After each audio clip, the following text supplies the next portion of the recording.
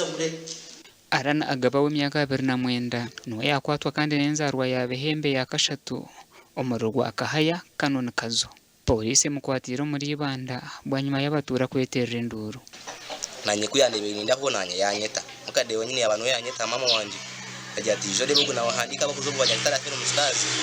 wasani yo kuma mu gisoma tahemu nanye nija namuhika azabona nagamba nabo yangambira sifuze bakushashura ogubura umuntu obire nayenda kwegita habanyakitara abire nashashure mitware bernishweka kandi hona nabwe ogwabire naraganisa abantu abatari kwebasa ngo naje kushomesa abana babo bakweto nyono banyata agaba arani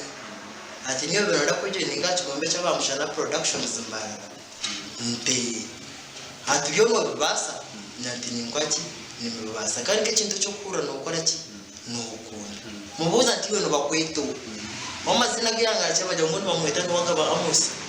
ngo ubona director w'ikigombe cyo ndi niyo mushana ati ninyo mushana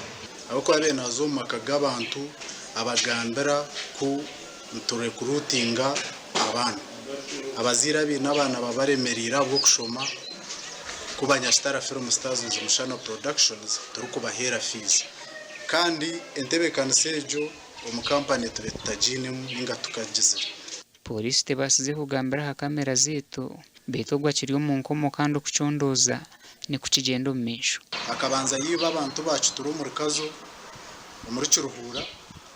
twamuforowinga twashanga bamurekurira polisi bond yacu turi twakusya ubizere bakamukwatara aha polisi ya Rwemihoro